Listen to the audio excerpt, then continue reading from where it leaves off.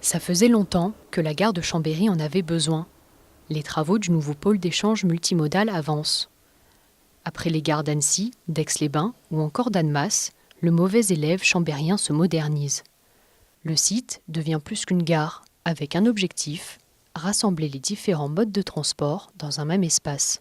C'est aussi la création d'un lieu d'échange, où sportifs, familles et voyageurs pourront profiter de ce nouveau complexe.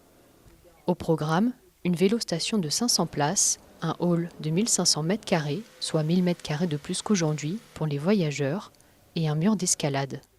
Alors avant, comme dans beaucoup d'endroits de France, lorsqu'on est dans une gare, c'est pas forcément la meilleure face de la ville. Et pourtant, c'est la première image que l'on a, surtout quand on y passe finalement sans vraiment s'arrêter que quelques heures.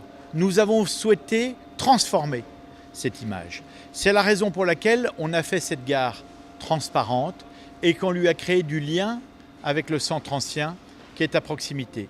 Le dernier réaménagement majeur de la gare date des années 80. Elle ne correspond plus au trafic actuel de Chambéry. C'est la 4e gare Auvergne-Rhône-Alpes. C'est 3,5 millions de voyageurs par an. Et puis c'est une saisonnalité forte avec des pics pendant les périodes de neige et la nécessité d'arriver à adapter la gare existante qui saturait de façon importante lors des pics de neige. Des travaux de grande ampleur, financés par la SNCF, les collectivités et l'État, pour un coût total de plus de 23 millions d'euros. Alors, effectivement, c'est un projet assez particulier, puisque le planning est hyper contraint. En tout, il nous a fallu...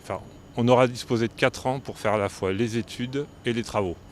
Donc c'est quelque chose d'assez exceptionnel, puisque généralement, il faut plutôt 8 à 10 ans pour sortir un projet pareil. Les Chambériens et les quelques 13 000 voyageurs quotidiens pourront profiter de ce nouveau pôle d'échange multimodal dès l'été 2019.